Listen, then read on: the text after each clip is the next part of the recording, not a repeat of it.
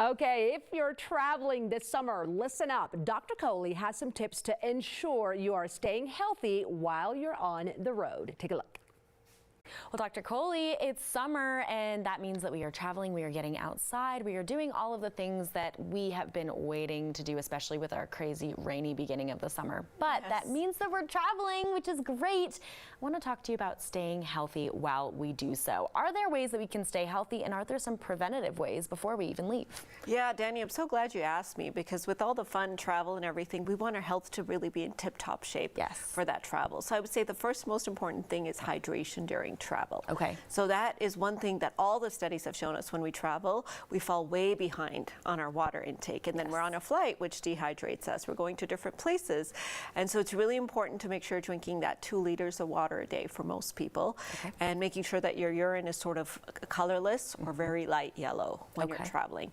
The other thing is the alcohol. Yes. You know, when we travel, we like to drink. Of course. You know, indulge a little bit, probably more so than usual. Right. And that can also make the dehydration problem worse as well. So really limiting kind of how much alcohol we're taking.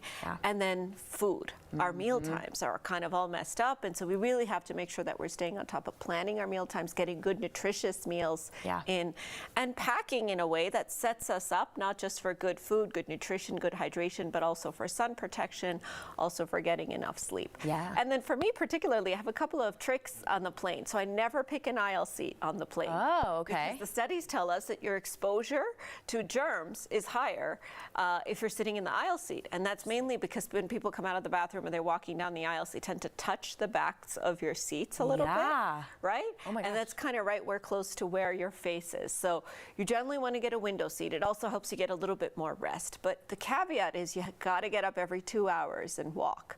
And that applies to whether you're on a plane or whether you're on a road trip. All right, so those long flights, you still want to find an excuse to get up, maybe walk the aisles a little bit as long as it's safe. Now, you did bring up healthy eating habits. That's something I want to touch on again, just because that is something I know whenever I'm on vacation, right? And everyone says it.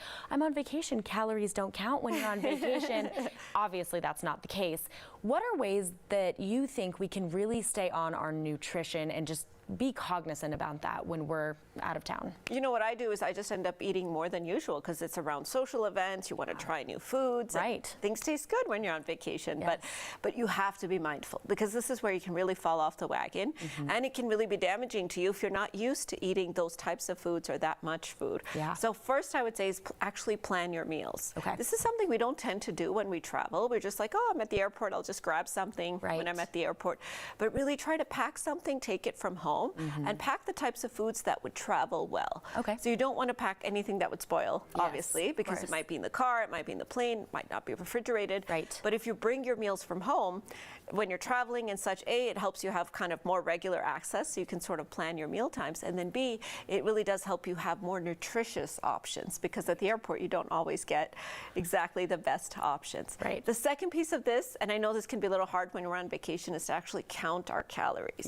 So we end up taking a lot of unnecessary calories. We snack a lot. We eat when we're not hungry, just because it's something to do when we're on vacation. So really be mindful of what you're putting in, and if you've put in a little too much, then you maybe expend that amount by going for a walk or going for a run or doing something physically active. Smart. Okay, I like that. I want to talk about road trips as well. I mean, this is something for me that I always try to stay away from, because I get car sick, I get nauseous, anything that, you know, moving things on the boat, on the plane, all of that just doesn't work for me.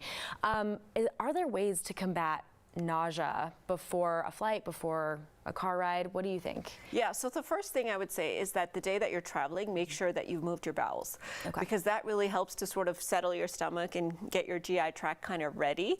Because if you just get on the plane, rush off in the morning, that can make the problem worse. The second is to take things like essential oils or alcohol swabs with you, because smelling those, especially with motion sickness, can really help those kind of what's called the vomiting centers in our brain, help those to settle down. So in the hospital, what we do if somebody's had a medication that makes them a little bit motion sick, we can give them an alcohol swab to smell, and the smell of that alcohol swab kind of settles that center in the brain. Interesting. And then if you have really bad motion sickness, then you may want to talk to your doctor about something like Dramamine, which is kind of an antihistamine type of medication that helps sort of settle down the areas in the brain and the types of chemicals that are involved with motion sickness.